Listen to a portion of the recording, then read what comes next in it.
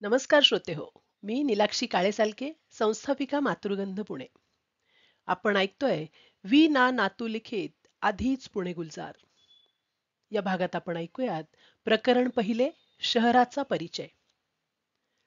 माझा जन्म 1928 साली पुण्यात झाला. समजण्याच्या वयात आल्यावर पुण्याचा इतिहास, भूगोल, लोकवस्ती, चालीरीती यांच्या आठवणी आज तागायत मनात घर करून आहेत. गेल्या 64 वर्षात पुण्याचा चेहरा-मोहरा बराच बदललाय. इतका की जुन्या आठवणी येऊन हेच का ते माझ्या वेळचे पुणे असा प्रश्न पडावा. जुन्याच्या नोंदी करून ठेवण्याचा प्रघात आपल्याकडे फारसा प्रचारात नाही. पण जुन्या नोंदी वाचताना चालू काळाचे भान राहत नाही हा स्वानुभव. जुन्या नोंदी आठवणीत आपल्या परीने आपणही काही भर घालावी हाच या लेखनाचा हेतू आहे. पुण्याच्या चतुसीमा म्हटल्या तर शहराच्या पूर्वेस सोलापूर बाजार, quarter gate, general post office व बंड गार्डन. पश्चिमेस जास्तीत जास्त कोथरूड किंवा हिंगणे ही गावे. दक्षिणेस कात्रजचा घाट व उत्तरेस खडकी कॅन्टोन्मेंट व पुणे मुंबई रस्ता. 1928 सालची शहराची एकूण लोकसंख्या 1.5 लाखापर्यंत. उन्हाळ्यात फार गरम नाही, थंडीत फार थंडी नाही, असे अनुकूल हवामान. वर्षाकाठी पावसाची सरासरी साधारण 20 इंच. इंग्लंडच्या दुसऱ्या महायुद्धकालीन विन्स्टन चर्चिल या पंतप्रधानाला पुणे शहर सेवानिवृत्तीसाठी राहण्यास योग्य शहर वाटले होते. कलकत्त्याहून हिंदुस्थानची राजधानी दिल्लीला नेण्याचे आधी पुण्याची निवड झाली होती. पेशव्यांची राजधानी पुणे हे जरी खरे असले तरी त्या ऐश्वर्याला इंग्रजी अंमलात प्रेतकळा आली होती. पुणे आजच्या प्रमाणे औद्योगिक शहर समजले जात नव्हते. मुंढव्याची मुंढवा पेपर मिल, पुणे स्टेशनच्या पिछाडीस असलेली राजा बहादूर मोतीलाल मिल्स, तसे खडकीला असलेले अर्सेनल आणि अम्युनिशन हे सरकारी कारखाने हीच काय ती पुण्याची कारखानदारी. पण विद्येचे माहेरघर समजले जाणाऱ्या या ऐतिहासिक शहराला लोकमान्य टिळक, विष्णुशास्त्री चिपळूणकर, गोपाळराव आगरकर, न्यायमूर्ती रानडे, गोपाळकृष्ण गोखले, महात्मा ज्योतिबा फुले, धोंडो केशव कर्वे आदी राजकीय तसेच सामाजिक क्षेत्रात वावरणाऱ्या, चमकणाऱ्या थोर पुरुषांची परंपरा होती. ज्याप्रमाणे सर्वसाधारण खेडेगावात ब्राह्मणाळी, गुजरगल्ली, महारवाडा आदी जातीनिष्ठ वस्त्या होत्या, त्याच स्वरूपात पुणे शहरात सदाशिव, नारायण, शनिवार, कसबा या ब्राह्मण वस्त्यांच्या पेठा अजूनही मध्यवर्ती निवडणुकीचे वेळी या मतदारसंघातील उमेदवार कोणत्याही पक्षाचा असो पण तो जातीने ब्राह्मण असेल याची खबरदारी घेतली जाते. गंजपेठ आणि भवानी पेठेचा काही भाग ही अस्पृश्य वस्ती. गणेशपेठ, नानापेठ हा संमिश्र हिंदू मुसलमान वस्तीचा भाग. याच पेठातून धर्मांतरित ख्रिस्ती पण राहत असत. पुणे कॅम्प अँग्लो इंडियन्सचा, इंग्लिश लष्करी अंमलदारांचा, पारशांचा आणि गोव्याकडील रोमन कॅथलिकांचा बालेकिल्ला. सोमवार पेठ आणि रास्तापेठ तामिळी, तेलुगू, कर्नाटकी, मल्याळी यांची वस्ती. इंग्लिश कारभाराच्या सरकारी व्यवस्थेसाठी असलेल्या कचेऱ्या म्हणजे सेंट्रल बिल्डिंग, काउन्सिल हॉल व गणेश खिंडीतील गव्हर्नरचा बंगला. राजकर्त्यांची जमा शहरात आवश्यक पडेल तेव्हाच येत असे.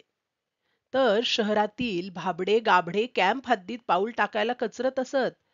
खराट्याचे स्वराज्य अशी हेटाळणी झालेली म्युन्सिपाल्टी शहराला लाभली होती. सध्या महानगरपालिकेत दिसणारी लाचलुचपत, अंदाधुंदी कारभार, नागरिकांच्या स्वास्थ्याविषयी दाखवली जाणारी बेपर्वाई त्याही काळी होती. विश्रामबाग वाडा म्हणजे नगरपालिकेची कचेरी. अगदी परवा परवा संयुक्त महाराष्ट्राची चळवळ होईपर्यंत ही म्युन्सिपाल्टी अनेक कारणांनी गाजली होती. या म्युन्सिपाल्टीचा नक्की कारभार कसा चालत असे हे जाणण्याकरिता जिज्ञासूंनी स्वर्गीय नाटककार माधवराव जोशी यांच्या म्युन्सिपाल्टी या नाटकाचा आधार बिनदिक्कत घ्यावा. नगराध्यक्ष असला तरी कारभाराची सूत्रे चीफ ऑफिसरकडे असत. त्याच परंपरेतील एक कर्तव्य कठोर चीफ ऑफिसर S.R. भागवत यांना बॅरिस्टर जिनांनी पाकिस्तानातील कराची शहराचा नवा आराखडा करण्यास आग्रहाने बोलावले होते. श्री भागवत गेले नाहीत हा भाग वेगळा. असो. विश्रामबाग वाड्यात शिरल्याबरोबर उजव्या हाताला असलेल्या कचेरीत घरमालकांनी मिळकत कराची रक्कम भरण्याची सोय होती. सदर वाड्यातच आरोग्य खाते, नळ खाते, चीफ ऑफिसर, बांधकाम खाते, कचेऱ्या होत्या. पुण्याचे भामटे, पुणेरी टांगेवाला, पुणेरी जोडा आणि पुणेरी पगडी ही जशी पुण्याची वैशिष्ट्ये होती, त्याप्रमाणेच पुणे हे डासांकरिता, ढेकणांकरिता व उंदीर घुशीकरिता सुद्धा प्रसिद्ध होते. घरातील उंदीर पकडण्यासाठी म्युन्सिपाल्टीतर्फे नागरिकांना तारेचे पिंजरे पुरवले जात. हे पिंजरे घेऊन रोज सकाळी म्युन्सिपाल्टीचा सेवक घरोघरी जाई व नागरिकांच्या मागणीनुसार ते पिंजरे पुरवी. उंदरांना आकर्षित करण्याकरिता खाद्य म्हणून पिंजऱ्यातील हुकाला हे सेवक कांदा लावून ठेवीत. पिंजऱ्याचा वापर करणारे नागरिक आपल्या सोयीप्रमाणे त्याला पावाचा किंवा थालीपीठाचा तुकडा अडकवीत. रिकामे पिंजरे देताना उंदीर पकडलेले पिंजरे ताब्यात घेण्याचे काम होई. सेवकांबरोबर असलेल्या एका मोठ्या पिंजऱ्यात हे पकडलेले उंदीर सोडून पिंजरे रिकामे करीत. ढेकणांकरिता मात्र म्युन्सिपाल्टीने काहीही प्रतिबंधक उपाय योजले नव्हते. संहाराकरिता एका लांब लाकडी पट्टीला सुताराकडून पुष्कळशी भोके पडलेल्या फळीला ढेकणी म्हणत. बहुतेक कुटुंबांकडे या ढेकण्या असत. रात्री झोपण्याच्या वेळी बिछाण्याचे अवतीभोवती तसेच उशांखाली त्या ठेवत. सकाळी उठल्यावर त्या अलगद बाजूला करीत व शक्यतो रस्त्यावर कडक उन्हात त्या आपटण्याचे काम होई. त्यामुळे ढेकणीच्या भोकात लपलेले ढेकूण बाहेर पडत व रस्त्याच्या उष्णतेमुळे लवकरच मरून जात. ढेकण्या प्रत्येक कुटुंबाची गरज होती. डासांकरिता कीटकनाशक फवारे मारीत. नदीकाठ जवळ असलेली शनिवार पेठ व नारायण पेठ, शिवाजीनगर तसेच आताचे सुभाषनगर म्हणजेच पूर्वीची पुरंदरे कॉलनी डासांची आगरे होती.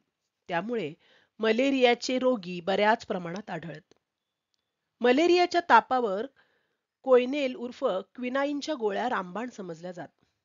पुण्याचे रस्ते डांबरी नव्हते, पण सडका पक्क्या होत्या. भाऊ महाराजाचा बोळ, शेवडे बोळ, किकिरड्याचा बोळ, मुजुमदारांचा बोळ, मुंजाबाचा बोळ व शालूकराचा बोळ इत्यादी. रस्ते घडीव कठीण दगडांच्या सहाय्याने कायमचे पक्के केलेले असत. प्रत्येक रस्त्यावर झाडूवाली म्हणून एका स्त्रीची नेमणूक केलेली असे. ती सकाळच्या व संध्याकाळच्या वेळी रस्ते साफ करी. उन्हाळ्याच्या दिवसात रस्त्यावरील धूळ उडू नये म्हणून म्युन्सिपाल्टीच्या पाणी शिंपडणाऱ्या बैलगाड्या फिरत. या बैलगाड्यांवर धातूचा एक मोठा ड्रम असे.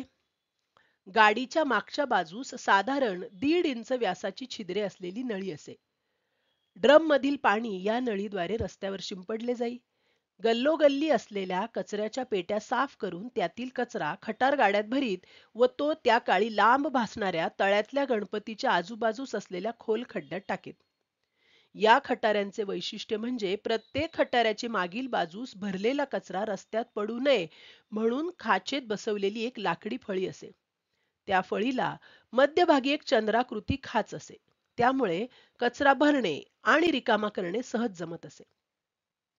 तळ्यातल्या गणपतीच्या सभोवतालचा भाग कचरा डेपो असल्याने बहुतेक सर्व खटारे सकाळच्या वेळेस सदाशिव पेठेत भिकारदास मारुतीवरून कचरा डेपोकडे जात.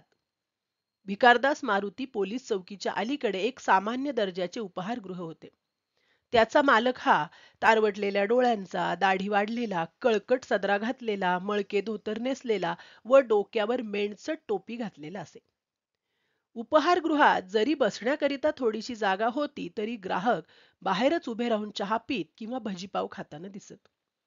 त्याचे ग्राहक म्हणजेच हे खटारे चालक.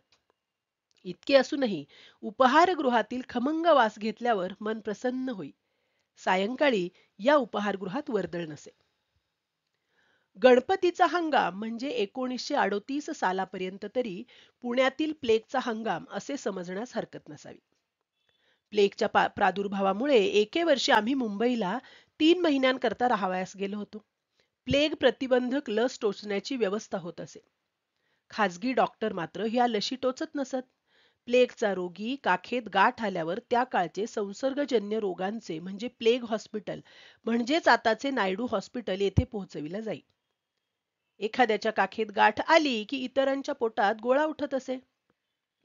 प्लेगच्या काळात पेठाच्या पेठा ओस पडत इतक्या की मृताला पोहोचवायलाही माणसे मिळत नसत. अशा वेळी खांदे देणारे भाड्याने मिळत असत.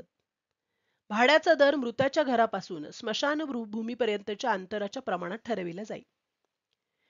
म्युन्सिपाल्टी स्वतःचे दवाखाने असून सुद्धा नागरिकांच्या आरोग्याची खास काळजी घेताना दिसत नसे. येथे कचरा टाकू नये किंवा येथे लघवीस अगर झाडास बसू नये, नियम मोडणाऱ्यावर कारवाई केली जाईल असे फलक आवश्यकतेनुसार जागोजागी लावले म्हणजे आपली जबाबदारी संपली असा म्युन्सिपाल्टीचा गोड गैरसमज झाला असावा.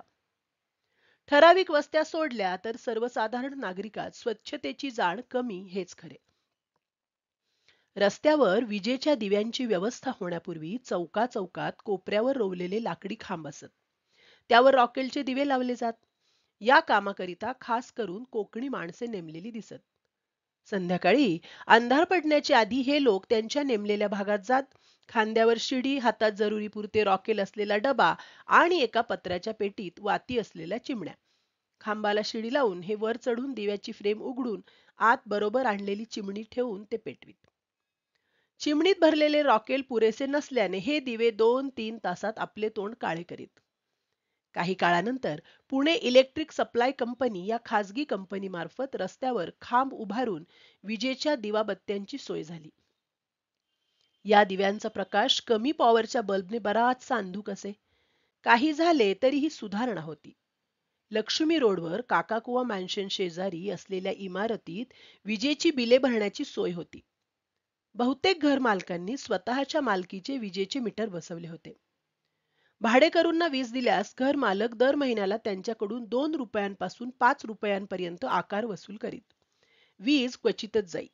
गेल्यास वीज कंपनीचे कामगार ताबडतोब येऊन तक्रार दूर करीत. रस्त्यावर असलेले सार्वजनिक विजेचे खांब खेळत्या विजेच्या तारांनी जोडलेले असत. या तारांचे वैशिष्ट्य असे की त्या काळी मोहरमच्या ताबुतांच्या उंचीवर कोणत्याही प्रकारचे बंधन नसल्याने ताबुताच्या मिरवणुकीचे आधी काही काळ या तारा काढून टाकीत व मिरवणूक संपल्यावर पुन्हा जोडीत. पुणेकरांनी दुधाचा पुरवठा हा खासगी गवळ्यांमार्फतच होत असे. दूधवाले भल्या पहाटे कावडीच्या दोन्ही बाजूला दुधाने भरलेल्या घागरी ठेवून आवश्यकतेनुसार दूध वाटप करीत. दुधातील अतिरिक्त चरबीमुळे दूध पिणारास चरबी वाढू नये म्हणून पिळलेल्या दुधात पाण्याचा वापर मुक्त हस्ताने आधीच करून ठेवीत. त्यामुळे वारंवार गवळी बदलणे ही नित्याची बाब झाली होती. माझ्या आठवणीत दुधाचा भाव रुपयाला 9 शेर होता. 9 शेरावरून 7 शेरावर, 5 शेरावर, 4-2 करता करता आज मात्र ते 10 रुपये लिटर या भावाने घ्यावे लागते. साधारण 9-9:30 सुमारास खाजगी ग्राहकाचे दूध वाटप संपे. काही खानावळवाल्यांना, उपहारगृहवाल्यांना व काही ग्राहकांना आवश्यकतेनुसार दूध खरेदी करता यावे म्हणून रविवारात लक्ष्मी रोडवर तांबोळी मशिदीसमोर दूध भट्टी होती. दूध काय प्रतीचे आहे याची परीक्षा दुधाच्या बरणीत गवळी व ग्राहक मनगटापर्यंत हात घालून करीत. भेसळ नसलेल्या दुधाचा स्निग्धांश हातावर काही काळ टिके. गंगा जमुना दूध मात्र हातावरून झटकन ओघळे. दुग्ध व्यवसाय हा बहुतांशी बहुजन समाजाचे हाती होता. Sane dairy, Gokhale dairy, Paranjpe dairy, Gadgil dairy आणि पटवर्धन डेअरी असे हाताच्या बोटावर मोजण्या इतके ब्राह्मण दुग्ध व्यवसायी होते. यांचे दुधाचे दर इतरांच्या मानाने किंचित जास्त असून मालाच्या चोखपणाची खात्री असे. दुधाचे बिल साधारण महिन्याच्या पहिल्या आठवड्यात दिले जाई. म्हशीच्या आणि गायीच्या दुधाचा दर वेगळा असे. काही गवळी म्हशीच्या दुधाचे गायीचे दुधात रूपांतर करण्याचे कसब दाखविताना म्हशीच्या दुधात पाण्याचे प्रमाण वाढवून त्यात थोडासा जिलबीचा रंग कालवीत. गाई म्हशीच्या दुधाखेरीज शेळीच्या दुधाचा वापर पण क्षयरोग्यांकरिता काही ठिकाणी होई. दुपारच्या वेळी गाढवीचे दूध विकणारी एकात दुसरी बेलदाराची बाई दिसे. तिच्या बरोबर एक गाढवी असे. गिऱ्हाईका देखत गाढवीचे दूध समक्ष पिळून दिले जाई. या दुधाचा उपयोग लहान मुलांच्या पोटाच्या व्याधीकरिता केला जाई. या दुधाचा विशेष असा की दूध मिळताच त्याचा वापर करणे जरुरीचे ठरे, कारण उशीर झाल्यास त्यात आळ्या पडत. पुण्यातील उन्हाळ्याचा हंगाम तसे म्हटले तर शीतपेयांचा हंगाम म्हटला पाहिजे. त्या काळी शहर भागात कावरे कोल्ड्रिंक हाऊस, तुळशीबागेच्या बोळातील बुवा आईस्क्रीमवाले जोगेश्वरी समोर, गुजर कोल्ड्रिंक हाऊस सिटी पोस्टाचे पिछाडीस व गणू शिंदे कोल्ड्रिंक्स लक्ष्मी रोड अशा मोजक्या दुकानातूनच शीतपेये व आईस्क्रीम मिळण्याची सोय होती. शीतपेय म्हटले तर सोडा, लेमन व रॉसबेरी ही पेये बाटलीत भरलेली असून तिचे तोंड काचेच्या गोटीने बंद केलेले असे. बाटलीचे तोंड उघडण्यासाठी मधोमध लाकडी दांडा असलेला लाकडी गट्टू वापरीत. आईस्क्रीम केवळ दुधाचे, दह्याचे किंवा आंब्याचे अशा 3 प्रकारचेच मिळे. हाफ प्लेट आईस्क्रीमला 2 आणे व फुल प्लेटला 4 आणे पडत. पण काही मंडळी घरातील मंडळींचे बारदान मोठे असल्या कारणाने म्हणा किंवा मर्यादित आर्थिक प्राप्ती असल्यामुळे म्हणा आईस्क्रीम घरीच तयार करीत. त्या काळी रेफ्रिजरेटर केवळ इराण्यांच्या हॉटेलमध्येच दिसत असल्याने आईस्क्रीम फ्रीजमध्ये तयार करता येते हे ठाऊकही नव्हते. आईस्क्रीम पॉट भाड्याने मिळण्याची सोय होती. बुधवार पेठेत पासोड्या विठोबा शेजारी असलेल्या बर्फाच्या वखारीतून बर्फ मुबलक प्रमाणात व स्वस्त दरात मिळत असे. बर्फ आणण्याचे काम घरातील तरुण मुलाचे. तो मुलगा कॅरियर असलेली सायकल व घरातले एक पोते घेऊन वखारीत जाई. बर्फाचे वजन करण्यासाठी टांगता काटा असे. विकत घेतलेल्या बर्फाभोवती बाजूने बर्फ वितळू नये म्हणून लाकडी भुसा थापित. कमीत कमी भुस्सा देण्याची व जास्तीत जास्त उपटण्याची स्पर्धा मालक व गिऱ्हाईकात चाले. आईस्क्रीम पॉटमध्ये आईस्क्रीमचे दुधाने भरलेले भांडे काळजीपूर्वक ठेवून अवतीभोवती बर्फाचे तुकडे व खडे मीठ टाकीत. पॉटचे हँडल व्यवस्थित फिरते आहे की नाही याची खात्री करून घेतल्यावर हँडल फिरवण्याचे काम घरातील मंडळी आळीपाळीने करीत. आईस्क्रीम तयार होण्यास साधारण अर्धा तास पुरे असे. हँडल फिरवणे जड वाटू लागताच उगीच फसगत नको म्हणून ते पुरे जड लागेपर्यंत फिरवीत राहत. ते तयार झाले असे वाटल्यावर भांड्याचे झाकण काढून आईस्क्रीमचे वाटप बशातून होई. कोल्ड्रिंक हाऊसमध्ये ज्या प्रकारचा विशिष्ट चमचा देत तशाच प्रकारचे चमचे सहसा आढळत नसत. उन्हाळ्यात आपल्या घरी एकदा तरी आईस्क्रीम झाले पाहिजे असा प्रत्येक सुखवस्तू कुटुंबाचा अट्टहास असे. सोडा लेमन सारखी शीत पेये जरी कोल्ड्रिंक हाऊसमध्ये मिळत असली तरी काही काही पानपट्टीच्या दुकानी ही पेये विकण्याची सोय होती. गिऱ्हाईकाला घरी नेण्याकरिता बाटली देताना सोबत बाटली उघडण्यासाठी एक लाकडी गट्टू पण देत असत. बाटली बरोबर तो गट्टूही परत करावा लागे. सोड्याचा वापर मध्यमवर्गीय कुटुंबे शक्यतो घरातील आजारी माणसासाठीच करीत असत. सोडा, लेमन, जिंजर आदी पेयांच्या बाटल्या शक्यतो थंड राहाव्यात म्हणून दुकानाच्या एका कोपऱ्यात सिमेंटने बांधलेला एक लहानसा खड्डा असे. त्यात काठोकाठ पाणी भरून त्यात बाटल्या ठेवीत. सर्वसामान्यपणे मिळणाऱ्या पेयांपैकी एखाद्या विशिष्ट पेयाची मागणी झाल्यास दुकानदार खड्ड्यात हात घालून सगळ्या बाटल्या न्याहाळून नेमकी बाटली ओढून देई. पाण्यात ठेवून सुद्धा बाटली थंड होत नसे. धड थंड नाही व धड गरम नाही असे पेय पिताना पिणाऱ्याचे डोके गरम होत असेल ह्यात नवल नाही. केशर इलायची मिश्री थंडगार दूध पिण्याची प्रथा नव्हती. थंड पेयांपेक्षा पुणेकरांना जास्त रस होता तो उसाच्या रसात. उसाच्या गुऱ्हाळाचे मालक बदलत्या ऋतुमानाप्रमाणे आपला धंदाही बदलत ठेवीत. रस काढण्याचे हात चरक अगदीच नगण्य होते. गुऱ्हाळ मालक साधारण महाशिवरात्रीच्या सुमारास आपला व्यवसाय सुरू करीत. एखादी बखळ, एखाद्या रहदारीच्या चौकातील एखादा कोपरा किंवा एखाद्या वाड्याच्या बाहेरील मोकळा भाग ह्या त्यांच्या व्यवसायाच्या जागा. ह्या जागा संबंधितांकडून ते काही महिन्याच्या कराराने भाड्याने घेत व उसाचे गुऱ्हाळ म्हणजे चोहोबाजूंनी तट्ट्या लावून बंदिस्त केलेली जागा. दुकानाचा प्रथमदर्शनी भाग गिऱ्हाईकांच्या उपयोगाकरिता सोडून अंतरावर तट्ट्याचेच केलेले पार्टिशन असे. ह्या पार्टिशनच्या आतील बाजूस मातीच्या खड्ड्यात चरक बसवला जाई. चरक बैलाकडून फिरवला जाई. खड्ड्यात दुकानदाराचा नोकर अगर सहाय्यक असे व निघणारा रस एका पातेल्यात जमा करी. ते पातेले बाहेर लाकडी टेबलावर ठेवले जाई. रस मोजण्याचे माप म्हणजे पाणी पिण्याचे भांडे. मोठा काचेचा ग्लास 2 पैसे व लहान ग्लास 1 पैसा हे दर असत. मोठा ग्लास किंवा लहान ग्लास जाड काचेचे असत. हा रस पिताना मधून मधून संत तुकाराम, संत जनाबाई, भक्त प्रल्हाद इत्यादी पौराणिक चित्रपटांच्या लावलेल्या वॉल पोस्टर्सकडे पाहता पाहता गिऱ्हाईक उजव्या हातात रसाचा ग्लास व डाव्या हाताने घोंगावणाऱ्या माशा हकलीत रस पित. दुकानदार ग्लासात रस वरून ओतत. हेतू हा की वरून ओतल्यामुळे रसाच्या पृष्ठभागावर येणाऱ्या फेसाचे प्रमाण वाढे व गिऱ्हाईकास कमी रस मिळे. तसेच ग्लास भरण्याच्या आधी त्यात भरपूर बर्फ घालून मग रस ओतीत. या प्रकारातही लबाडी होतीच. सदाशिव पेठीत चतुर मंडळी मात्र रस मागवताना त्यात बर्फ नको असे आधीच सांगत. पण हीच मंडळी ग्लासातला थोडासा रस पिताच बर्फ मागून घेत. ही जुगलबंदी पाहणे मनोरंजक असे. ग्लासातील रसामध्ये आजच्या प्रमाणे लिंबू पिळण्याची प्रथा नव्हती. चैत्र गौरीच्या हळदी कुंकवाकरिता अथवा अन्य काही कारणाने अधिक रस लागल्यास रस रुपयास 20 ते 22 शेर या भावाने मिळे. गुऱ्हाळाचा नोकर माल घरपोच करी.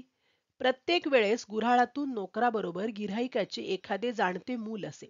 हेतू हा की गुऱ्हाळवाल्यास रसात पाणी ओतण्याची संधी मिळू नये, शिल्लक रस आंबू नये म्हणून शेजाऱ्या पाजाऱ्यात वाटीत. उसाच्या रसाच्या दशम्या करण्याची पण प्रथा होती. उसाच्या गुऱ्हाळांचा उपयोग ब्राह्मण मंडळी अन्य कारणाकरिता पण करीत.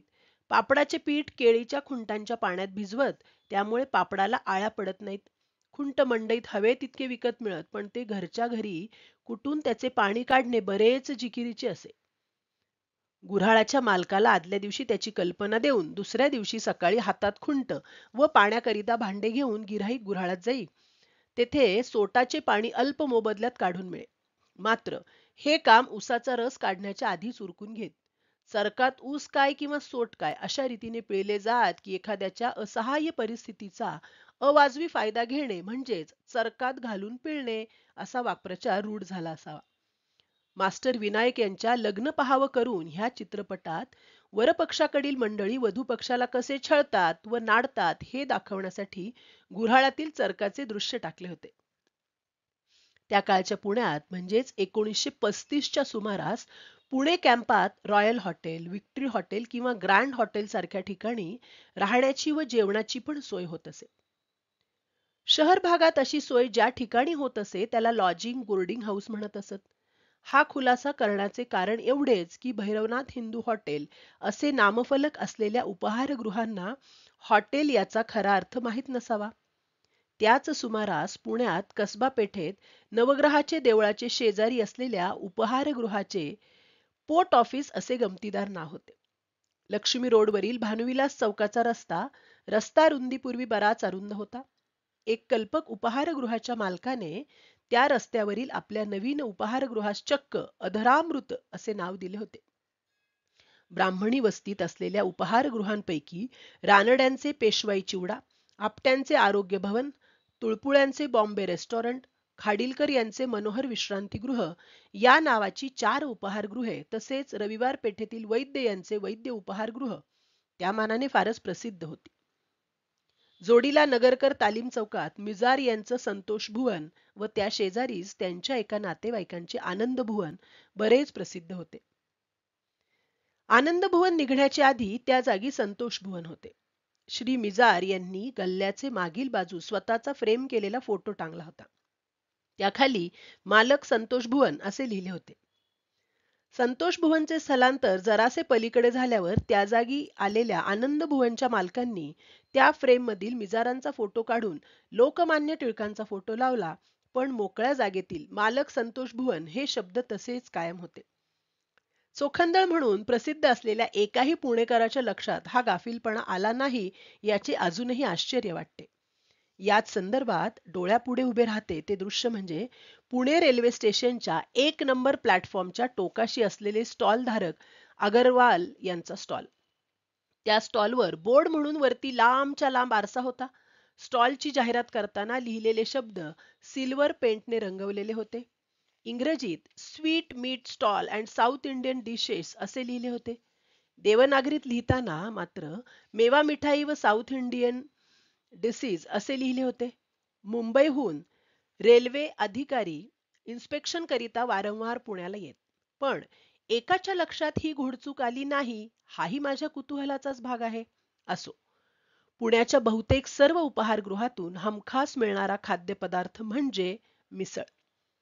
बऱ्याच वर्षांपूर्वी मिटकर नावाच्या एका उपाहारगृह चालकाने आदल्या दिवशीच्या कांद्याच्या भज्यांचा चुरा बशांमध्ये भरून त्यावर कांदा बटाट्याचा खमंग रस्सा ओतून पुण्याच्या नागरिकांना एका कल्पक खाद्यपदार्थाची ओळख करून दिली. मिसळचे हे प्राथमिक स्वरूप हळूहळू बदलत जाऊन कांद्याच्या भज्यांच्या चुऱ्याऐवजी मटकीची उसळ, त्यावर कांदा पोहे, थोडासा शेव चिवडा आणि वर लसणीची फोडणी दिलेला कांदे बटाट्याचा चटकदार रस्सा हा मिसळीचा नवीन अवतार झाला.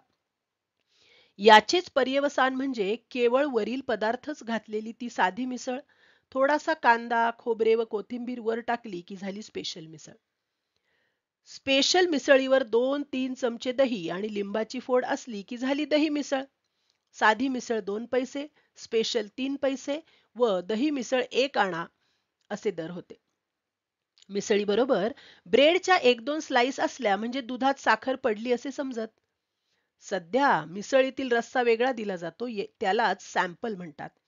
महाराष्ट्रातील कैलासवासी दत्तू बांदेकरांनी निरनिराळ्या क्षेत्रातील व्यक्तींची फिरकी घेताना ओळखा पाहू या सदरात अत्र्यांच्या नवयुग साप्ताहिकात काही उखाणे घातले होते. एक नमुना पहा, त्यात सुद्धा मिसळीचा उल्लेख आहेच. उदाहरणार्थ, घोड्यावर बसले हिंदूराव, हिंदुत्वाचा आणता ताव, त्यांचे राजकारण मिसळपाव, ही कोपरखळी होती सावरकरांना. मिसळीखेरीज बटाटे वडा, गोल भजी, बटाटा भजी, कांदा भजी, केळा भजी, घोसाळा भजी पण काही काही उपहारगृहातून मिळत असत.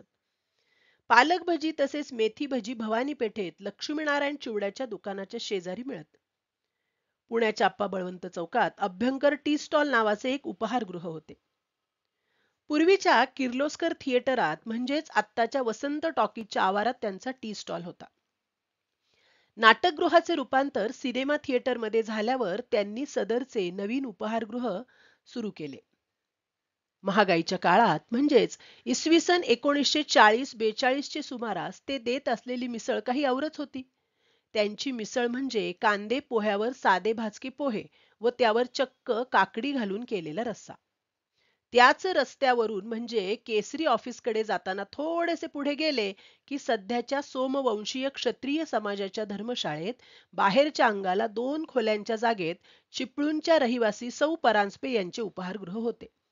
दाटी वाटीने बसून तेथे मिळणारा बटाटेवडा, कचोरी व रस्सापुरी खायला जिमखान्यावरून सुद्धा मंडळी येत. आतल्या भटारखान्यात त्यांचे यजमान तळणीचे काम करीत. शेजारीच जमिनीवर लाल आलवण नेसलेल्या एक विकेशा विधवाबाई कुटण्याचे, वाटण्याचे किंवा बटाटे सोलण्याचे काम करताना आढळून येत. सौ परांजपे स्वतः गल्ल्यावर बसत. चेहरा गंभीर आणि निर्विकार ठेवीत की बिल देताना जे काही बोलणे आवश्यक ठरेल तेव्हा गिऱ्हाईक अत्यंत जपून बोले. या बाई ग्राहकांकडे चुकून सुद्धा बघत नसत. नेकीने धंदा करून आपल्या हिशोबी वागण्याने या बाईंनी पुढे आपल्या मुलाच्या लग्नात सुनेच्या अंगावर 25 तोळे सोने घातले. कालांतराने केसरी ऑफिस समोर स्वतःचे घरही बांधले. त्यांच्या उपहारगृहाचे नाव प्रभा विश्रांतीगृह असून त्यांचे चिरंजीव तोच व्यवसाय आपल्या घराच्या तळमजल्यावर आजही करीत आहेत. बाईंच्या हयातीत असलेल्या उपहारगृहात शेजारील हॉटेलशी आमचा काहीही संबंध नाही असा फलक होता. त्याचे कारण असे की ती जागा असलेल्या वाड्यात अवर होम या नावाखाली बाईंच्या बंधूंचे मांसाहारी खाद्यपदार्थांचे दुकान होते. तेथे मी स्वतः बिर्याणी खाल्ली आहे. पुण्यात ब्राह्मणाने चालविलेले मांसाहारी उपहारगृह कदाचित हेच पहिले असावे. हे उपहारगृह फार चालले नाही. याच्या मालकांनी पुढे भिकारदास मारुतीच्या पिछाडीस बॉय स्काउटच्या ग्राउंडच्या समोर उद्यान प्रसाद या नावाचे सुसज्ज मंगल कार्यालय बांधले. ब्राह्मणासारखा थाट हवा असलेले काही प्रतिष्ठित बहुजन समाजाचे लोक आजही तेथे आपली कार्ये साजरी करतात. उद्यान प्रसादच्या मालकांनी कोणताही जातीभेद न पाळता स्त्रियांना धार्मिक कृत्ये करण्याचे शिक्षण दिले. सध्या बऱ्याच ठिकाणी स्त्री पुरोहित धर्मकार्य चालविताना आढळतात. आतापर्यंत वर्णने केलेले गृहस्थ म्हणजेच कैलासवासी शंकरराव थत्ते होत. पुण्याच्या ब्राह्मणेतर मंडळींनी काढलेली उपहारगृहे म्हणजे बारणे यांची समाधान विश्रांतीगृहे व बारी यांचे दासबाबू रेस्टॉरंट. या समाजाने चालविले त्या उपहारगृहाचे वर्णनच करावयाचे म्हटले म्हणजे प्रथम दर्शनी असणारी भजी तळण्याकरता असलेली मोठी लोखंडी शेगडी, भजी बटाट्याची व कांद्याची बनवीत भजी तळणारा अंगात बनियन घातलेला व मूळचा रंग गेलेली चड्डी घातलेला आढळे. शेगडीत दगडी कोळसे वापरीत कांद्याच्या भज्यांचे पीठ भिजवल्यावर त्यावर सुके बेसनाचे पीठ मारून मग भजी काढीत. त्याची चव काही वेगळीच. त्यांच्या जिलबीचा विशेष असा की ब्राह्मणी पद्धतीप्रमाणे जिलबीच्या पाकात रंग न घालता तो पिठात मिसळीत. या उपहारगृहात काम करणारे कामगार म्हटले म्हणजे आतल्या भट्टीवर गोडा खारा माल बनविणारे आचारी, माल भरून देणारा कामगार, कब्बशा व प्लेटी धुणारा लहान वयाचा मोरीवाला, ग्लास भरून टेबलावर पाणी आणून ठेवणारा पोऱ्या, ऑर्डरवाला व बाहेरवाला. ऑर्डरवाला ऑर्डर घेई, खाद्यपदार्थांच्या प्लेटी आणून ठेवी व हे सर्व करताना प्रत्येक गिऱ्हाईकाने घेतलेल्या मालाचा हिशेब करीत. बाहेर जाताना गल्ल्याशी थांबलेल्या गिऱ्हाईकाचा हिशेब सांगताना 1 इसम 12 आणे, 3 इसम 3.5 रुपये असे ओरडे. जरासे हुशार गिऱ्हाईक आपण देत असलेले बिल बरोबर आहे की नाही याची शहानिशा करून घेण्यासाठी एवढे कसे झाले असे विचारून हुज्जत घाली. अशा वेळी ऑर्डरवाला गिऱ्हाईकाने खाल्लेल्या जिन्सांची यादी तोंडी सांगे. गल्ल्यावर पुन्हा हिशोब होई व व्यवहार पूर्ण होई. बाहेरवाला म्हणजे आजूबाजूच्या दुकानातील चहाची ऑर्डर पुरविणारा कामगार. 2-3च चहा असतील तर 2, 3 कब्बश्यांची चवड, जास्त असेल तर किटली व कब्बशा नेणे असा याचा खाक्या असे. हॉटेलचे बाहेर पडताना बाहेरवाला गल्ल्यावरील माणसाला किती माल नेला हे सांगे, त्याबद्दल पितळी टोकन घेई. गल्ल्यावरील पाटीवर पेन्सिलने त्याची नोंद होई. गल्लेवाल्याने बाहेर नेलेल्या मालाचे पैसे आणल्यावर लिहिलेल्या पाटीवरच्या मजकुरावर काट मारली जाई व बाहेरवाल्याला त्याचे टोकन परत मिळे. हॉटेल कामगारांचे एकूण वेतनच कमी. कामाच्या मानाने थोडेफार फरक असेल तेवढाच. कामगार संघटना जवळजवळ नव्हत्याच. तसेच कामगारांना अज्ञात असलेल्या हाल अपेष्टांची व हक्काची जाणीव करून देणारे पुढारी पण विरळाच. गल्ल्यावर असलेल्या चावीच्या ग्रामोफोनवर चालू मराठी हिंदी चित्रपटातील रेकॉर्ड्स वाजवीत आवश्यकतेनुसार दुकानाच्या बाहेर खडूने लिहून कामगार पाहिजेत अशी जाहिरात होई. त्यांना पाहिजे असलेले कामगार अनुभवी व हुशार लागत. इतकेच काय, कब्बशा प्लेटी विसळणारा मोरीवाला सुद्धा हुशार व अनुभवी लागे.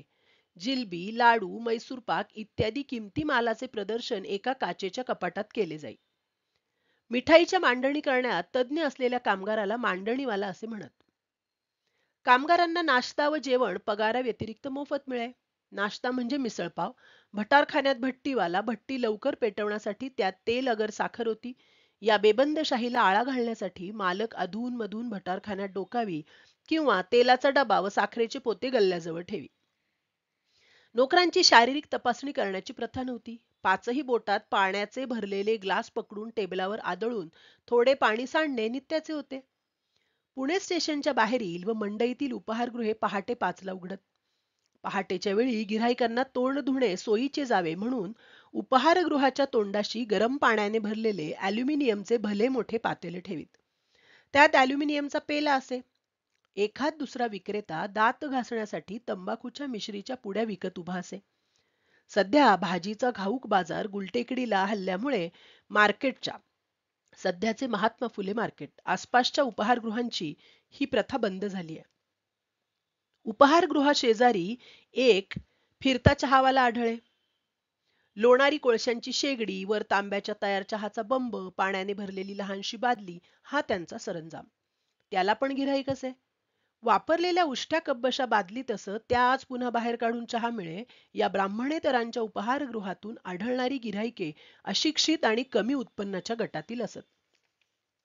ब्राह्मणांनी चालवलेल्या उपाहारगृहांपेक्षा तसेच मराठा वर्गाने चालविलेल्या उपाहारगृहापेक्षा पुण्यात 3ऱ्या प्रकारच्या उपाहारगृहांची पण चलती होती.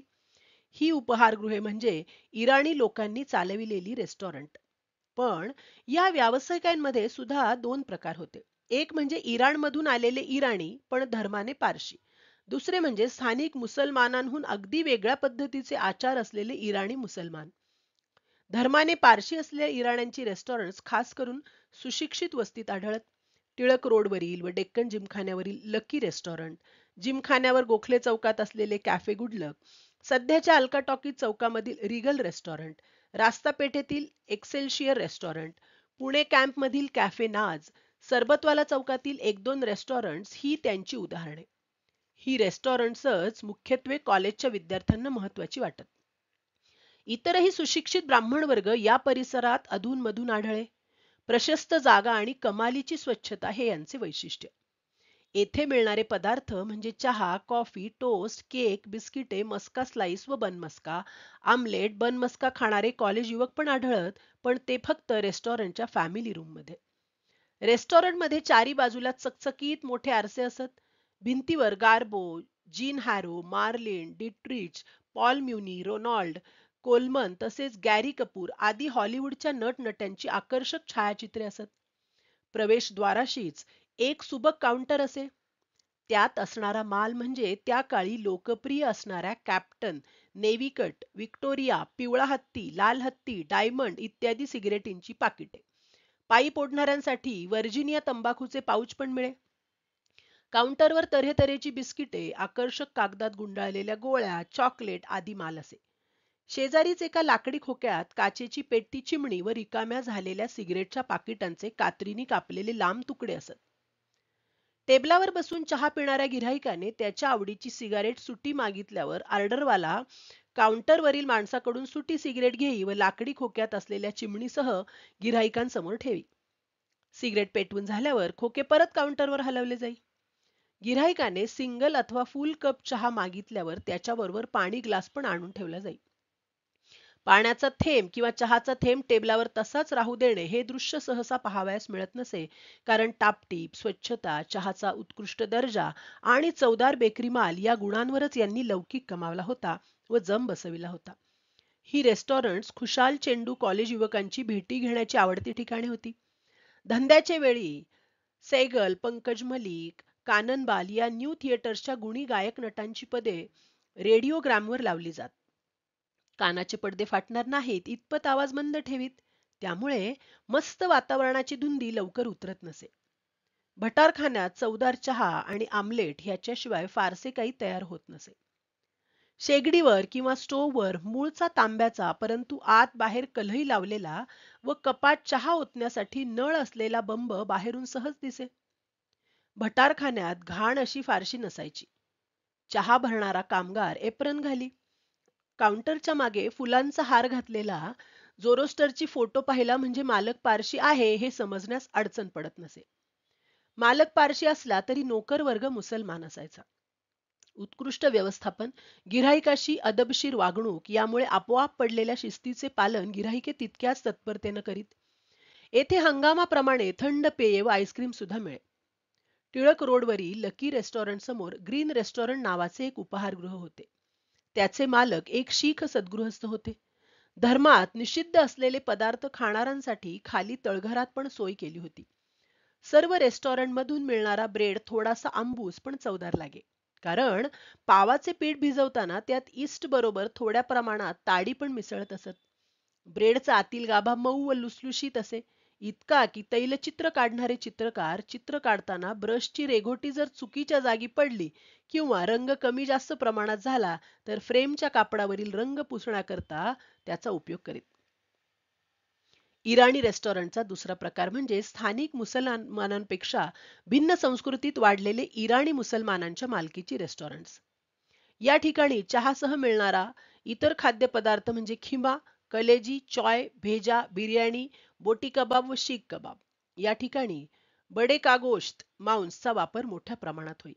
बडे का गोश्त म्हणजे बैलासारख्या मोठ्या जनावरांचे मांस. भल्या सकाळी दुकानाचा मालक अगर नोकट तरटाची मोठी पिशवी अथवा जस्ताची बादली घेऊन पुणे कॅन्टोन्मेंट मधील मटन मार्केटमध्ये जाई. तेथे खरेदी केलेला माल या मोठ्या पिशवीत अथवा बादलीमध्ये भरून दुकानी आणि पृष्ठभागावर ओंगळ दृश्य दिसू नये म्हणून जुन्या वर्तमानपत्रांचा कागद पसरून माल झाकीत. कधी कधी खरेदी केलेले बकरे पोत्यात गुंडाळून पण आणीत. ही हॉटेले मुख्यतः मुसलमान वस्तीत तसेच अस्पृश्यांच्या वस्तीत जास्त प्रमाणात दिसत.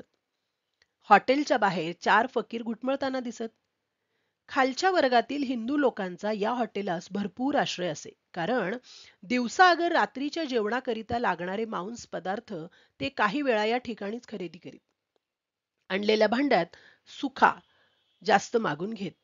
हॉटेलात प्रवेशद्वाराच्या एका बाजूला धगधगणाऱ्या कोळशांवर सळईला थापून ठेवलेले शीख कबाब असत. ती सळई अधूनमधून फिरवण्याचे, कबाब झाला की तो ओढून काढून त्या सळईला कबाबाकरिता खिम्याचा दुसरा गोळा थापत. शेजारीच उलट्या तव्यावर लाटलेली रोटी भाजण्याचे काम सुरू राही. या वस्तीचा नाश्त्याचा पदार्थ म्हणजे खिमा आणि रोटी. हॉटेलात चारी बाजूंनी आरसे असत, पण ते स्वच्छ पुसण्याची फारशी खबरदारी घेतलेली आढळत नसे. 2 आरशांच्या मध्ये साध्या काचेवर चितरलेले ऑइल पेंटचे एक चित्र असे. त्या चित्रावर टुमदार बंगली, टॉवरवरचे घड्याळ, दूरवर पसरलेली हिरवळ, जवळच असलेल्या तळ्यात अथवा नदीत विहार करणारे राजहंस आणि हे जणू कमी पडत असल्याने आकाशात उडणारे विमान पण दाखवलेले असे. गिऱ्हाईके तितकी रसिक नसल्याने त्या चित्राकडे ढुंकून कोणी पाहत नसे. गल्ल्याच्या मागे कुराणातली वचने लिहिलेला एखादा बोर्ड, शेजारी हाजी मलंग नाहीतर मक्का, काबा यांची दृश्ये, तसेच अजमेरचा दर्गा असलेले दृश्य असलेल्या फ्रेम्स टांगलेल्या असत. येथेही बाहेरवाला असेच. भटारखान्यातील भांडी रिवाजाप्रमाणे आतून बाहेरून कलही केलेली असत. उकळलेला चहा फडक्याने गाळण्याचा प्रघात येथेही होता. गिऱ्हाईकाची आणि हॉटेल चालकांची कामगारांची टापटिपीची कल्पना एकमेकास पूरक होती.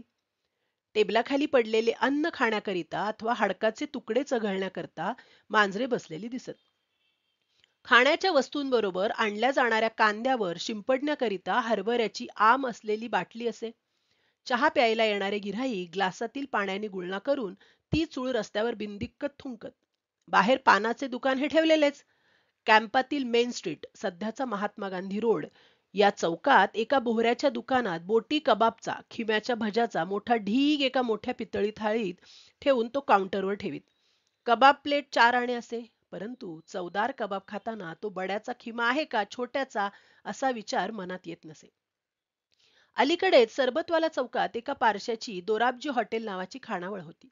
एकेकाळी अतिशय प्रसिद्ध असलेली बिर्याणी 1952 ते 55 सालापर्यंत खाण्याकरिता रेशच्या दिवशी फारच गर्दी झालेली आढळे. समोरच इस्लामिया खानावळ होती, पण तिला गिऱ्हाईक कमी. पुणे स्टेशनवर असलेल्या नोमन लतीफ या कॉन्ट्रॅक्टरकडे मिळणारी बिर्याणी पण फार चवदार असे. गला हुआ मटन म्हणजे पूर्ण शिजलेले मटन आणि ₹1.25 प्लेट बिर्याणी ही मोठीच पर्वणी म्हणावी लागेल. आजच्या जमान्यात पुण्यातील सर्वसामान्य नागरिक मर्यादित जागेत राहत असल्याने बाहेरून येणारे पाहुणे किंवा नातेवाईक खिशाला परवडणारे असेल तर लॉजमध्ये उतरणे अधिक पसंत करतात. त्यावेळच्या पुण्यात लॉजिंगची व्यवस्था असलेल्या खानावळी विरळाच. पुणे स्टेशन जवळील पटवर्धन लॉज, दाणेआळीतील गुजरात हिंदू लॉज, पासोड्या विठोबा शेजारील सिद्धपूर लॉज व टिळक रोडवरील बादशाही बोर्डिंग हाऊस ही जेवण्या राहण्याची सोय असलेली ठिकाणे. पुण्यात नोकरी निमित्ताने राहणारे किंवा अशाच अन्य कारणांनी राहणाऱ्यांसाठी ब्राह्मणांच्या खानावळी असत. एखाद्या वाड्यात छोटीशी खोली घेऊन विद्याभ्यास करणारे किंवा नोकरी करणारे अविवाहित खोलीत फक्त चहा करीत. परंतु जेवायला खानावळीत जाणे त्यांना सोयीचे वाटे. सिनेमा नाटकांची जाहिरात करण्यासाठी पत्त्यांच्या बंगल्याप्रमाणे दिसणाऱ्या ढकलगाड्या ज्याप्रमाणे असत त्याप्रमाणे खानावळीच्या पण ढकलगाड्या असत. नकोसे होऊन अर्धचंद्र मिळालेले पाणके, वाढपी किंवा नट अगतिकतेने खानावळी चालवून उपजीविका करीत. याचा अर्थ सगळ्याच खानावळ चालकांचा नाटक कंपन्यांशी प्रत्यक्ष संबंध होताच असे नाही. प्रसिद्ध गायक नट कैलासवासी राम मराठे यांच्या वडिलांची खुन्या मुरलीधरा शेजारील केशवाश्रम ही खानावळ मला चांगली आठवते. सुट्टीच्या दिवशी दुपारच्या वेळी जेव्हा आम्ही मुले खेळण्याकरता शिवाजी मंदिराच्या मैदानात जात असू, तेव्हा दुपारच्या जेवणानंतर घासून झालेल्या ताटे, वाट्या व इतर मोठी भांडी पत्र्यावर वाळत घातलेली आम्हाला दिसत. ब्राह्मणांच्या खानावळीचा मासिक दर दोन्ही वेळच्या जेवणाचा 10 ते 12 रुपये असे. खुर्चीवर बसून लांबलचक टेबलावर जेवण्याची तसेच पलीकडेच पाटावर बसून जेवण्याची पण सोय होती. खानावळीत काही ग्राहक सोवळे नेसून पण जेवीत. वाढपी ब्राह्मण असत हे सांगायला नकोच. टेबलावर किंवा पाटावर ताटे, वाट्या पालथी घालून ठेवलेली दिसत. प्रत्येक पानापाशी भरलेले तांब्या भांडे असे. खानावळीच्या ग्राहकांना मेंबर म्हणत. मेंबर आल्या आल्या काय मालक आज काय भाजी केली, दसऱ्याला काय करणार, अशी विचारणा करीत पानावर बसत. मेंबर बसताच ताट वाट्या उलथ्या ठेवल्या जात. तेच तेच अन्न खाण्याचा कंटाळा येई. खानावळीतले ताक म्हणजे फुळकवणी असे. मालक रजिस्टरवर मेंबरची हजेरी लिही. काही कारणाने 2-4 दिवस किंवा दिवसाच्या दोन्ही वेळेपैकी एका वेळेस जेवावयास येणे जमणार नसल्यास मालक त्याची नोंद घेई. त्याप्रमाणे प्रत्येक मेंबरचा वेगवेगळा हिशोब ठेवून वसूल करी. मेंबरचा पाहुणा बरोबर असल्यास त्याच्या जेवणाचे पैसे रोख द्यावे लागत. पाहुणा फीसच्या दिवशी आल्यास अधिक आकार पडे. मर्यादित जेवण किंवा पुढे नाव पडलेली राईस प्लेटची प्रथा नव्हती. बिल थकविणारे मेंबर शक्यतो मालकाच्या गैरहजेरीत जेवण पसंत करीत. पण असा मेंबर मालकाच्या तडाख्यात सापडलास तर मात्र मालक सर्वांदेखत त्याला थकलेल्या बिलाची जाणीव करून देऊन ओशाळा करीत. काही बिलंदर मेंबर मात्र महिना संपताच पहिल्या मालकाला टांग मारून जरा लांबच्या दुसऱ्या खानावळीच्या आश्रयास जात. वर सांगितलेल्या केशवाश्रम खानावळीत रोज रात्री दूध पुरी व प्रत्येक रविवारी दिवसा मिष्टान्न असे. शिवाय सणावारी पण मिष्टान्न असे. अर्थात मिष्टान्नाचा वेगळा आकार घेतला जात नसे, पण ज्या दिवशी मिष्टान्न असेल त्या दिवशी रात्री जेवण नसे. खानावळीतून दोन्ही वेळा डबे नेणारेही मेंबर असत. बादशाही बोर्डिंग हाऊस मधील आळूच्या भाजीने बराच लौकिक मिळाला होता. दुसऱ्या महायुद्धाच्या सुरुवातीला महागाई थोडी थोडी वाढू लागल्याने, अन्नधान्य रेशनच्या दुकानात मिळू लागल्याने खानावळीच्या प्रत्येक मेंबरला आपल्या नावाचे रेशन कार्ड खानावळवाल्याकडे जमा करावे लागे. मेंबरशिप सोडताना त्याला ते कार्ड परत मिळे. रेशनच्या दिवसात मिळणारे धान्य निकृष्ट प्रतीचे व मोजकेच मिळू लागल्याने खानावळीतील अन्नाचा दर्जा पण बराच खालावला. खानावळीच्या अन्नाला सर्वसाधारणपणे कदान्न म्हटले जाई, पण कदान्न म्हणजे खरोखरीच काय असते हे त्या काळी खानावळीस जेवणारालाच कळे. तसे पाहिले तर सुरुवातीपासूनच खानावळीत जेवणाराकडे पाहून त्याचे नातेवाईक काय रे बिचाऱ्याचे हाल असे उद्गार काढीत. म्हणूनच द्वादशीचा ब्राह्मण किंवा अशा काही कारणामुळे नातेवाईकाकडे अथवा मित्राकडे जेवणाचे आमंत्रण असल्यास मालक उद्या माझा सकाळी खाडा आहे हो अशी पूर्वसूचना मेंबर मोठ्या हर्षाने देई. ब्राह्मणेतर समाजाची जेवणाची पद्धत ब्राह्मणांच्या जेवणाच्या पद्धतीपेक्षा थोडी वेगळी. ही मंडळी पितळीतून जेवत, ताट फारसे प्रचारात नव्हते. पातळ तोंडी लावण्यास कालवण म्हणत, कोरड्या भाजीस कोरड्यास असे म्हणत. या समाजात स्वयंपाकास लागणारा मसाला रोजच्या रोज पाट्यावर वाटून तयार करीत, त्यास वाटण म्हणत. पालेभाजी परतून करीत, ती ब्राह्मणांच्या भाजीसारखी घोटीव वा पातळ नसे. भाजी करताना हा समाज कांदा, लसूण व हिरव्या मिरच्या यांच्या उपयोगास अधिक प्राधान्य देई. ब्राह्मणांच्या भाजीत चवीबरोबरच पुरवठ्याचा विचार जास्त असे. यांचे वरण बरेचसे पातळ असे. तसेच मटण रसापेक्षा जास्त उठून दिसे. जेवणाचे सारे पदार्थ पितळीवर वाढले जात. भात नुसत्या उलथण्याने काढून त्याची ढेकळे पानात वाढीत. वरणासारखे पातळ पदार्थ पितळीत पसरून इतर पदार्थांशी त्यांचा राडा होऊ नये म्हणून पितळीच्या एका अंगाला लाकडी टेकण देत. त्यामुळे पितळी कललेली दिसे. ब्राह्मणेतरांच्या खानावळीत संख्या त्या मानाने कमीच, कारण या समाजात खानावळीत जेवणाऱ्यांची एकूण संख्या कमीच. यांच्या खानावळी साधारणपणे मोटार स्टँड, खडकमाळाळी, मंडईचा परिसर तसेच लाकडी पुलाच्या तोंडाशी दिसत. त्यांची नावे शिवाजी दरबार, मराठा खानावळ अशांसारखी असत. खानावळींची व्यवस्था बहुतांशी स्त्रियाच बघत. व्यवसायाची जागा मर्यादित असल्याने टेबले, बाक, खुर्च्या अभावानेच आढळत. बसण्यासाठी पाट असत, मात्र तेथील पाटांचा उपयोग बूड टेकण्याकरिता फारसा होत नसे. खास बोलाईचे मटण हा रोजचा मेनू, बोलाईचे मटण नाही हे सिद्ध करणारास 1000 रुपये इनाम असे बोर्ड बहुतेक ठिकाणी असत. चुलीच्या धुरामुळे या मालकिणी पाण्याने भरलेले डोळे पदराला पुसताना दिसत. येथील बसायच्या पाटाला न्हाव्याचा पाट असेही म्हणत, कारण शनिवार वाड्यासमोर पटांगणासारख्या सार्वजनिक ठिकाणी अशिक्षित मजूर अशांचे गिऱ्हाईक करणारे न्हावी बहुधा अशाच पाटांचा उपयोग करीत. त्या काळी पुण्यात जरी पानाची दुकाने असली तरी पान खाणारी सर्वच मंडळी दुकानातून पान विकत घेऊन खात नसत, कारण पान खाणे ही ठराविक समाज सोडल्यास बहुतेकांना खर्चाची बाब वाटे. वारंवार म्हणजे दिवसातून कमीत कमी 10-15 वेळा पान खाणारे लोक चंची ठेवणे जास्त पसंत करत. केळीची पाने छोट्याशा मेणकापडात ठेवून ती चंचीच्या मुख्य म्हणजे मागच्या कप्प्यात ठेवलेली असत. एका कोपऱ्यात तंबाखू आणि चुन्याची भरलेली एक धातूच्या पत्र्याची डबी असे. त्या डबीचा अर्धा भाग चुन्यासाठी व अर्धा भाग तंबाखूसाठी उपयोगात आणीत. एका कप्प्यात अख्ख्या सुपाऱ्या, कात व अडकित्ता असे. एखाद्या चंचीला वरच्याच कापडी झाकणाला बारीकशा साखळीने अडकित्ता व त्याच्या जोडीला घुंगरू पण लावलेली असत. या चंच्या ठळकपणे जाड खाकी कापडाच्या असत. चंची उघडताना कापडी झाकणाला शिवलेली नाडी सोडत असत. पान बोटांच्या नखाने मधोमध अर्धे कापत, पानाचा वरचा शेंडा आणि खालचे डेख काढून टाकीत. पानाच्या जाड शिरा अशा कौशल्याने काढीत की पान फाटता कामा नये. नंतर त्याला खालच्या बाजूस थोडासा चुना लावीत. अशा अर्ध्या पानाची घडी करून ती तोंडात ठेवीत. लगेच काताचा हातानेच तुकडा करून तोंडात टाकीत. मग सुपारी काढून हवी तशी कातरली जाई. ती सुपारी तोंडात टाकत आणि चवीला थोडीशी तंबाखूही खात. तंबाखूचे पान सहसा गिळत नाहीत, त्यामुळे रस थुंकणे आलेच. त्याची बत्तीशी शाबूत आहे असा मध्यम वयाचा माणूस व्ही फॉर व्हिक्टरी या क्रियेत ज्या 2 बोटांचा उपयोग करतात त्या बोटांचा तोंडासमोर धरून उपयोग करून आजूबाजूला कुठे थेंब पडणार नाही अशा सफाईने पिचकारी मारीत असत. पिचकारी टाकताना म्हाताऱ्या माणसाची होणारी त्रेधा बघण्यासारखी असे. ब्राह्मण कुटुंबातील पान खाणारे लोक पितळी पिगदाणीचा उपयोग करीत. याच पिगदाणीला तस्त असेही म्हणत. तस्ताचा उपयोग करण्याचे आधी त्यात थोडे पाणी घालून ठेवीत. थुंकणाऱ्याचे तोंड तस्ताच्या तोंडाशी लागल्याचा भास होई. गमतीची गोष्ट अशी की ब्राह्मण समाजातील विवाह समारंभात सीमांत पूजनाचे वेळी अशा तस्तांचा उपयोग बंधू पिता जावयाचे पाय धुण्यासाठी करीत. आपल्या चंचीतल्या सामग्रीचा उपयोग मित्रमंडळीस मुक्त हस्ताने करू देणे हे प्रतिष्ठेचे मानले जाई. परंतु फुकटचे पान खाण्यास चटावलेल्या परिचितास किंवा मित्रास दूर ठेवण्याचे कसब गायनाचार्य यांनी वापरले होते. पारशी फॅशनचा लांब कोट, डोक्यावर टोपी, हातात सोटा व पायात वहाण घातलेली बुवांची स्वारी रस्त्यातून जाताना दिसली तरी त्यांच्या तोंडात पान हे असायचेच. मित्रमंडळींच्या मैफलीत बुवांनी चंची सोडली तरी परिचित मंडळी पान खाण्याविषयी फारशी उत्सुकता दाखवीत नसत, कारण पान काढल्यावर बुवा तोंडात बोट भिजवीत व त्याच बोटाने चुना काढून पानाला लावीत.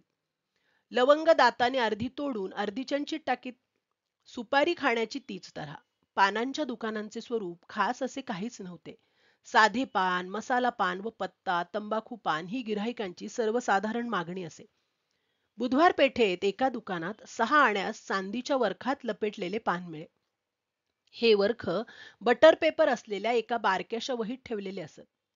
एका दुकानात तर मी पलंगतोड गोळी घाला बरं का असं सांगताना ऐकले. या पलंगतोड गोळीचे रहस्य एकतर गिऱ्हाईकाला नाहीतर दुकानदारालाच माहीत. पान लावताना पितळी लोट्यात असलेला थोडासा पातळ चुना गिऱ्हाईकाच्या मागणीनुसार कमी जास्त प्रमाणात लावीत. त्याचप्रमाणे दुधात शिजवलेला पातळ कात, काताचे बारीक बारीक खडे किंवा पावडर याचाही वापर ग्राहकाच्या मर्जीनुसार होई. तयार पानाची घडी करून गिऱ्हाईकाच्या हातात देत व 2 बोटात पकडलेले ते पान गिऱ्हाईक तोंडात टाकी. मागणी केलीस तर लवंग मिळे. पाना व्यतिरिक्त विड्या व सिगारेट पण मिळत. विड्या 1 पैशाला 10 व सिगारेट 2 पैशाला 1 या भावात सुट्या मिळत.